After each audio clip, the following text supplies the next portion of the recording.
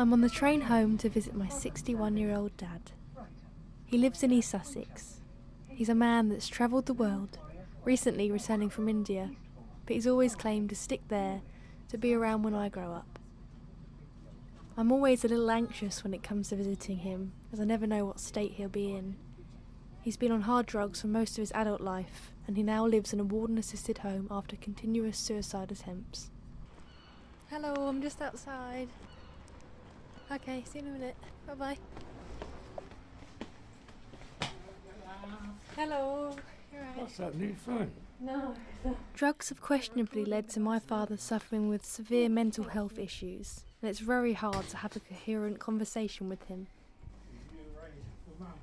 He's been off of street drugs for over 6 years now, but has taken methadone for over 20 years. And although recently coming off the substitute drug, he really has just replaced it with other things that he can get a hold of, be it prescription drugs or alcohol. There always has to be something to stand in the place of heroin. What's that? Prescription. Methadone is a highly addictive opiate substitute drug for heroin. It is government funded and is provided to those who want to stop taking heroin.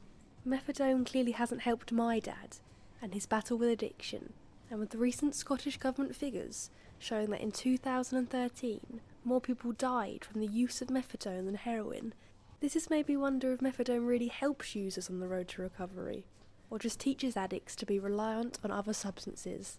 I asked Dad when he first started using. 28. You're about 28? Yeah. Which was stupid because I'm only getting more intelligent as I get older. Do you always have plans to stop before I got of an age that I knew what was going on? That was the idea. Just to stop letting you see it, but you know, when you can remember it, but as you get older you can. And that's what happened.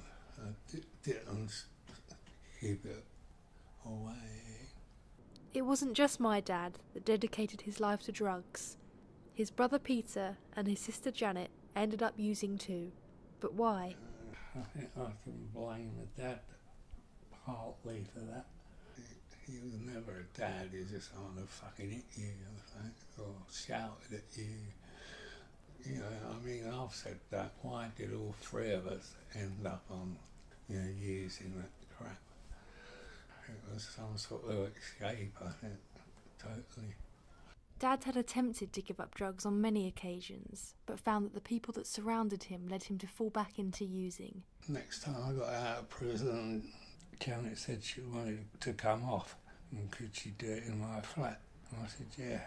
I said, I'll give you a little smoke when you're really bad, but, you know, it's basically to wean you off. But she didn't really want to come off. And I'm running around like a fucking junkie, you know, going to get it when I wasn't using it. But that turned around, and as soon as like, I'd in my house, it became a temptation. Dad didn't always use heroin, but had a real struggle with it in his later years. I think I just started because the crack was too much of a high. So I would have a smoke of brown or whatever to bring me down a little bit. And then I go back to it when I'm in my fucking 50s. Christ's sake. I've just arrived at Pathways House, a rehab in Canterbury, Kent. The rehab has just accepted a new patient, so it's very much touch and go, and the treatment director, Kenny Milner, and the team psychiatrist are talking through the patient's case. He behaves like in a pub. Yeah. And for clients... Treatment director Kenny has himself fought a battle with drugs and now works for Pathways House, ensuring that patients achieve total abstinence. He does not believe that methadone can help people become clean, and thinks that methadone is just a more accessible, legal substitute drug for addicts. It's very clear. It's like if someone is pregnant. They're either pregnant or they're not pregnant. You're either using drugs or you're not using drugs. And you're using methadone, you're using drugs. It's a heroin substitute. I think methadone, what it does is swap addictions. You're just swapping one addiction for another. We have patients come in here, maybe 10, sometimes 15 years. I personally know people 20, 25 years who've been on methadone, and we get them off of methadone straight away because it's a drug. And Professor Neil McKechnie, senior professor of addiction at Glasgow University, done a 3-year study on people using methadone to come off of heroin. So Dr. Neil McKechnie's 3-year study found that there was a 97% failure rate. That means only 3% came off. My estimation, any process that has a 97% failure rate should be closed down immediately. It's astonishing that a process with such an overwhelming failure percentage would still be in play. Kenny believes that pharmaceutical companies should not benefit from people's addictions. I think it's a really sad part of our society that companies who manufacture methadone, who administer it, make a lot of money out of it. So a lot of people are making a lot of money out of people's misery. I feel it's an antiquated system. After meeting Pathways House psychiatrist Dr. Max Ottel, he agreed to speak with me on the phone. There must be benefits to methadone, or surely it wouldn't still be so readily available today. But what are they? The positive idea about methadone is that it acts as a way of harm reduction. Quite often you come across people with addictions who you struggle to help and who also struggle to accept help. So while your own idea as a therapist may be to get them into recovery and into abstinence, their own ideas may be different from that. So sometimes you have to compromise and you have to go for something that will allow them to maintain, a level of addiction, but that at the same time will also reduce the harm that you can get from the addiction. And so replacing one addictive substance with another drug can be a worthwhile option. And you should, of course, replace the street drug with a cleaner drug, with a drug that has less side effects, and with a drug that puts you at less risk of, let's say, infection through needles or things like that.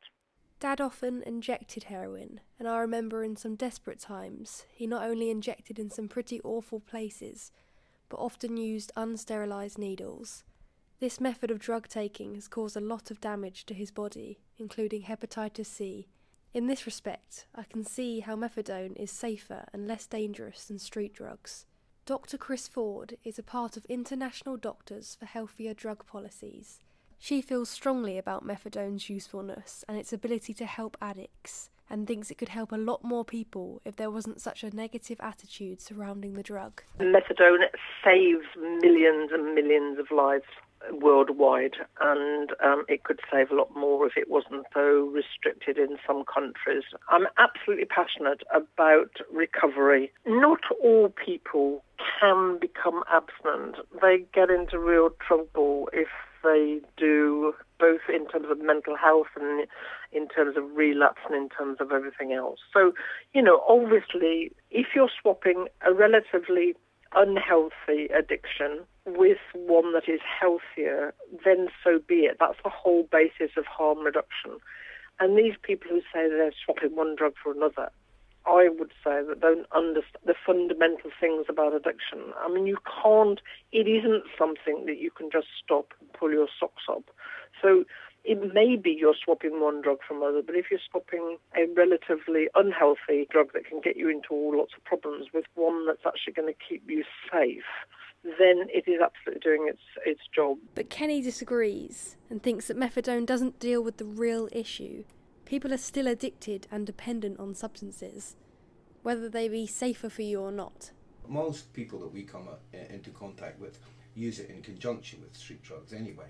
So it's just a government-funded drug. It's a free drug from the government. And these people, as Dr. Neil McKechnie has found, they don't come off it. And they stay on it for 20, 25 years. And that's only because that's when it started way back then. We probably, they go on using it for the rest of their life. And these people are, for the want of a better term, like a zombie. They're not the person they were born to be. This was certainly the case for my dad. Well, yeah, I was on it for fucking 20 years. 20 years too long? Yeah, definitely. And Dr. Chris Ford although pro-methadone, does acknowledge that people can become reliant on the drug. There are a few people, what's been described in some of the press as stuck on methadone, parked on methadone, and that doesn't happen if you're doing proper medicine. And so I think it's a good drug that saves people's lives as long as it's used well. Psychiatrist Max Zottel believes that the biggest problem with methadone is that the mentality of the user does not change. Once you're an addict, you always remain an addict. You may become an addict in recovery. If you're on methadone, you're not even an addict in recovery, in my view. You're still an addict who is using, but you're using something that is less problematic. Methadone is, for one thing, a very addictive substance. It is more difficult to have physical detoxification from methadone than it is to have a physical detoxification from heroin. So in that respect, methadone is actually more problematic than heroin. Methadone will occupy your opioid receptors. So it will do something about your opiate addiction, but it will do nothing about other addictions. It will not even touch the receptors for other substances of abuse. And indeed, what we often find is that some people who are on methadone, they may stop their opiate use or they will reduce their opiate use, but they will keep using other substances such as diazepam or Valium. And that can make a very toxic cocktail. People who are on methadone, often the psychological dependence remains completely unchanged. And everyone becomes sometimes complacent about it. They say, oh, well, he's on methadone now and that'll be all right. But I've had patients who were so fixated on their former heroin use that they would even use the methadone in the same way that they used to use heroin. And methadone is a drug that you don't inject. It's a drug that you take by mouth. But I remember one lady who would get her methadone, who would try not to swallow it, but who would run to the toilet, spit it out, and then inject that methadone-laced bit, because that was what she wanted. She wanted to inject something, whether it made sense pharmacologically or not. That, I thought, was a truly dreadful example of how you can have someone on methadone, but mentally nothing changes. Methadone users are often said to sell their prescription to buy heroin. This is what Dad used to do. Kenny believes that there is little going on to stop this happening. When someone is an active addiction, they portray behaviours of extreme selfishness, dishonesty and manipulation to maintain their drug addiction. And they will sell the methadone to get their drug of choice, which is a heroin. And some places in the methadone booths in the chemist, you have to drink the methadone in the place, in the cubicle. But what the addicts are doing is coming out and either putting it into a bottle outside or spitting it directly into another addict's mouth. And this is the reality of the situation. This is what happens on the streets of Glasgow and many other streets. I've spoken to a few doctors and they would argue that methadone sort of helps integrate addicts back into society. Would you agree with that? No, not at all. By the amount of funerals that I've been to where people die, horrendous amounts, I don't think they are integrated back into society. The statistics that the government uses to say that these people are under control, they're quite false, because we come into contact with methadone users and the majority of them are still using street drugs. So it doesn't work. It's a policy that is just not fit for purpose.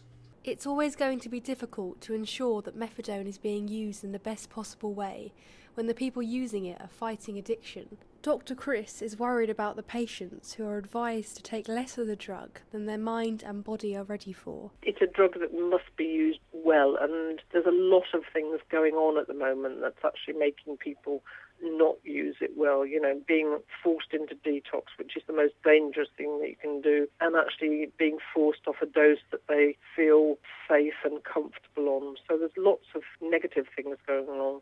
I've heard from many, including my dad, that methadone just doesn't work. But what should the alternative be?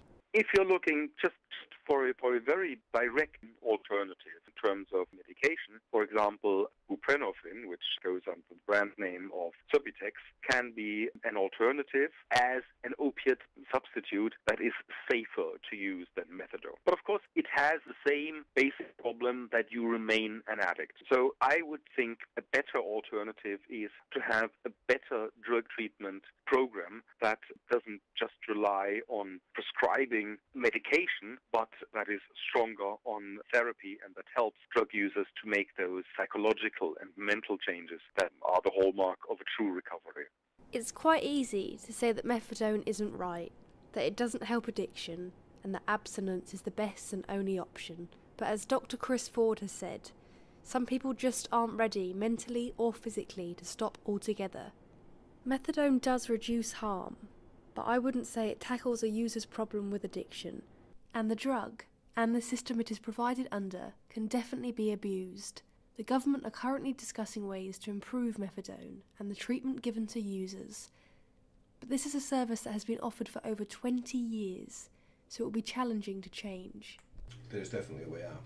It's a lie to say that once an addict, always an addict, because people can't stop and live a drug-free life and become productive members of society. I really do hope that this can be the case for my dad, but for a man who has remained dependent on substances for over 40 years, it's difficult to see a day where he'd be completely clean.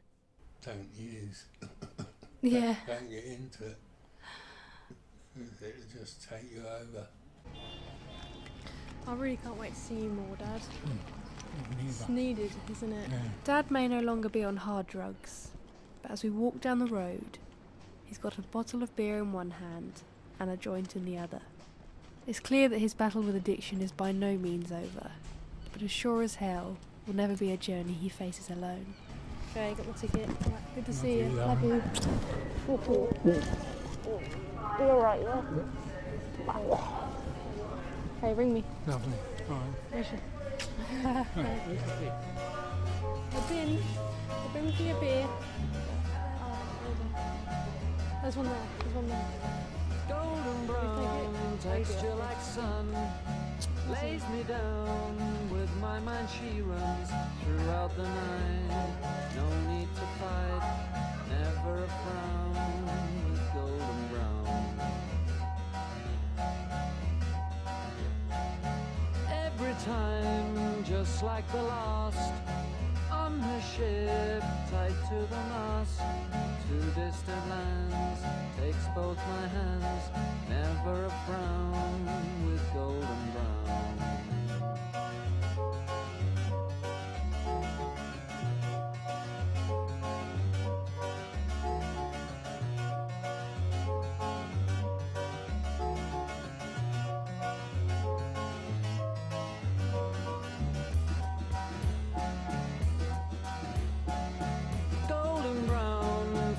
Temptress, through the ages she's heading west. From far away